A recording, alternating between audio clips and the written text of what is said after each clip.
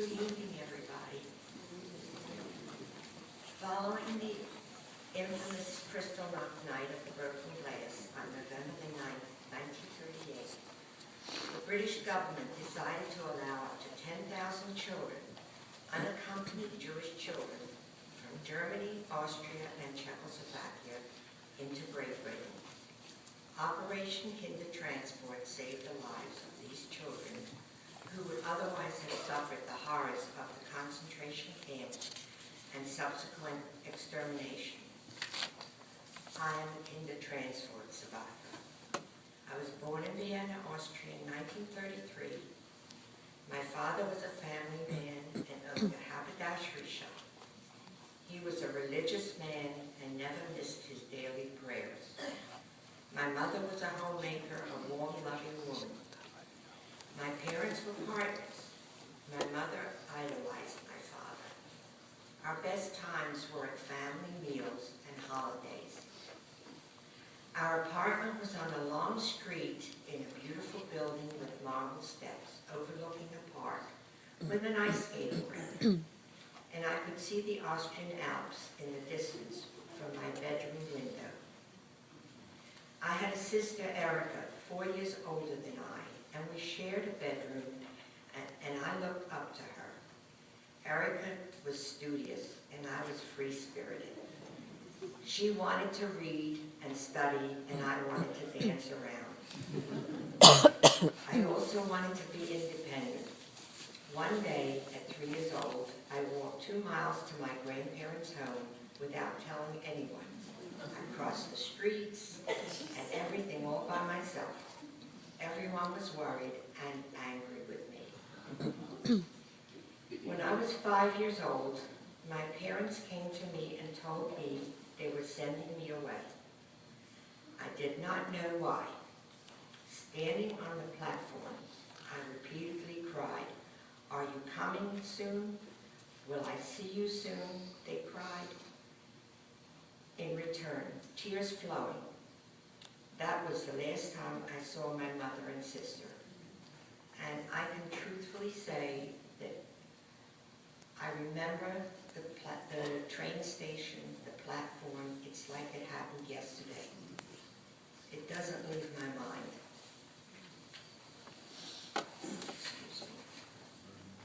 I took a dark train ride across Europe and then a ship to Liverpool, England. I don't remember anyone looking after me, and I didn't make any friends. A Jewish organization called Hayas delivered me to a London family, the Webbers, who took me home with them. They lived in the heart of London. The Webbers had 2 daughters, both older than me. I arrived in London in May 1939. I only spoke German, but I learned English in 2 weeks. I loved the Webbers, who treated me as their own. Mr. Webber owned a pub in Piccadilly Circus, frequented by lots of servicemen who gave him candy and gum to bring home to his children. The war started in London, England in September with lots of bombing. It was frightening. There were blackouts on the streets. We walked everywhere all the time carrying gas masks. We hid under the dining room table at home and under our desk at school when the air raid sounded. One day I played with a friend, and the next day her home was destroyed by a bomb and she was killed.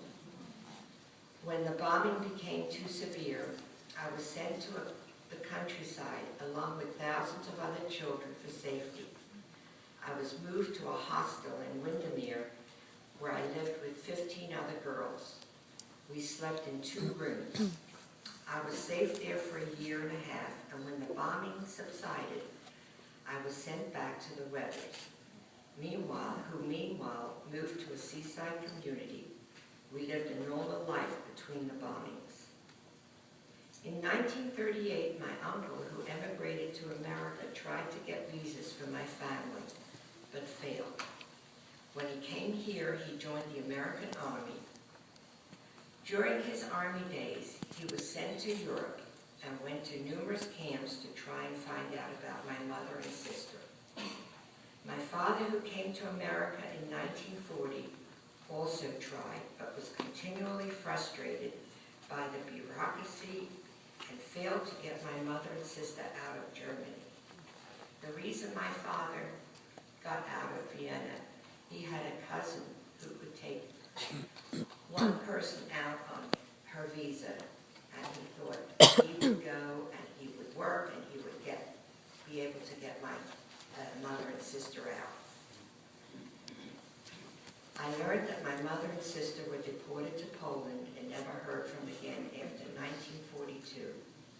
My grandparents were sent to Theresienstadt concentration camp and eventually died in Auschwitz. Most of my extended family was murdered in Auschwitz.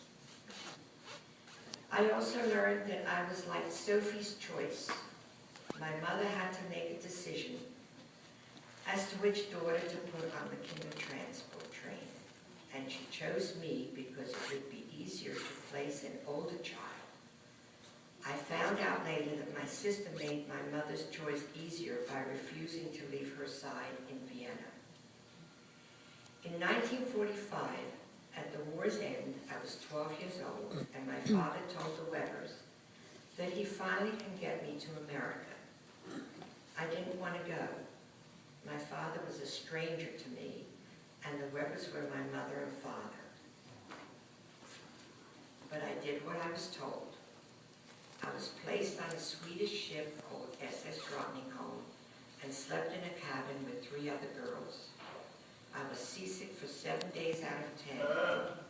I tried to open the porthole window, but we were in steerage below the waterline.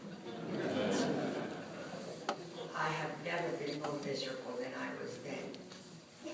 When we arrived in New York, my uncle and aunt met me and took me for ice cream.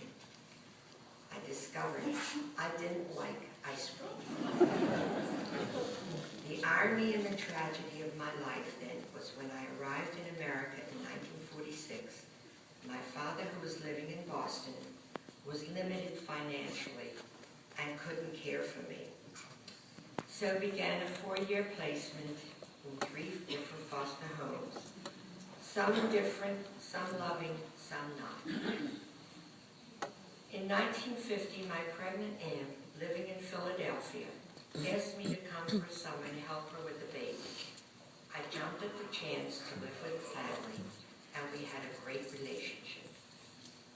At the end of the summer, my aunt made the point I should not go back to Boston. I was supposed to go back and live with another foster family. But continued to live with her and finish my last year of high school in Philly, and I did. I was in the first graduating class of the new Lincoln High School. In 1951, on a blind date, I met my future husband, Lou, who had been the light of my life. My rock stabilizing and grounding me, so that I have been able to put all the trauma of emotional abuse behind me. Today I have a few photos of that era and a beautiful blue crystal vase that belonged to my mother. Every time I place flowers in that vase, I lovingly memorialize her life and my memory of her. I have 3 children and 4 grandchildren. I promised them and myself that I would do everything in my power to love and protect them so they never have the fear of living the life I led from 1933 to 1950. My story is an example of where the darkest side of humanity can travel. Please don't let my Holocaust experience happen to anyone again. Don't allow the goodness in all of us to be overcome by the evil of a few. That is why I speak out today. Thank you.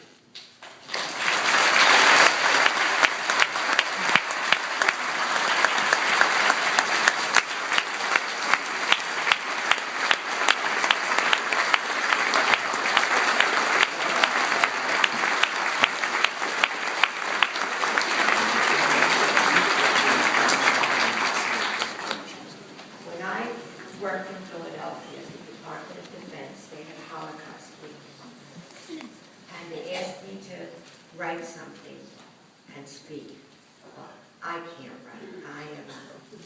world's worst, but I did a synopsis of my life. And my dearest friend, Shelley Daroff, wrote this. A scene at the train station I vividly recall, waving goodbye to one and all. I looked at my family only to see my mother hiding her tears from me.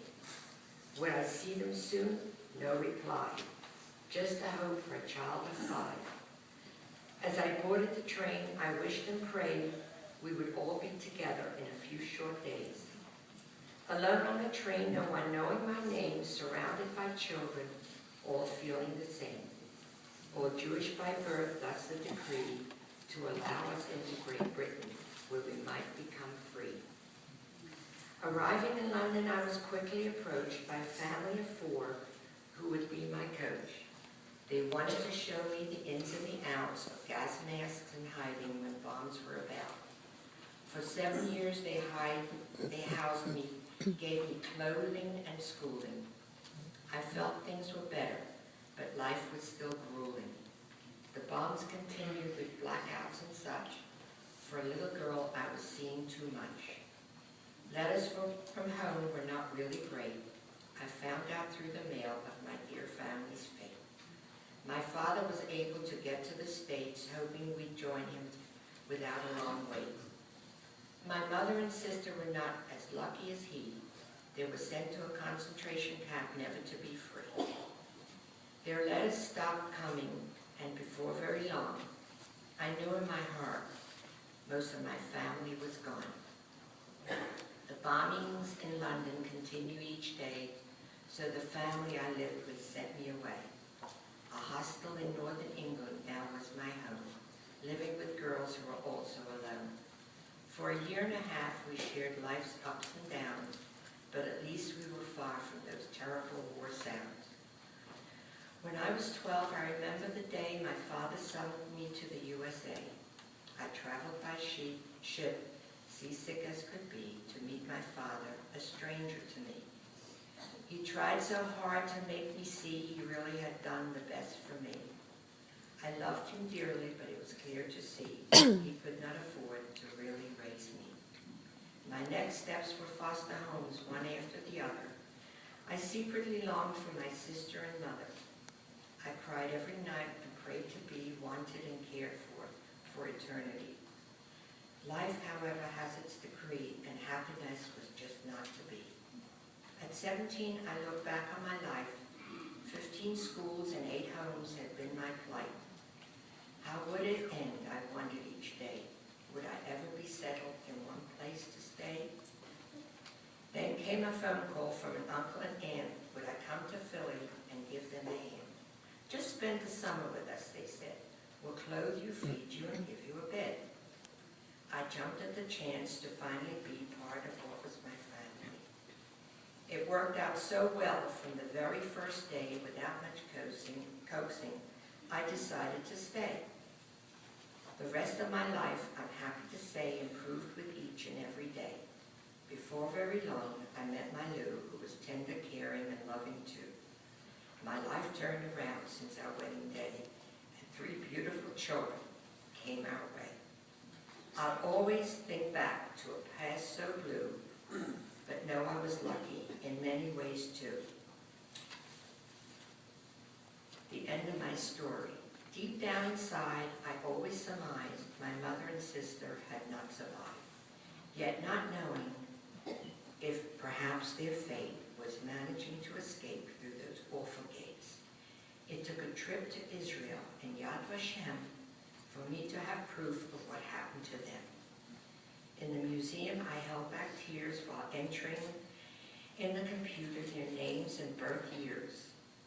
Lo and behold, for the very first time, their names appeared line after line. And at the end of the printout, there appeared the word perish, thus confirming my fear. So now I have closure, no more doubt of what their short lives were all about. I continue to live with my wonderful Lou and thank God every day for the things we do. My past is behind me, still I stop and say, Yad Vashem shows me the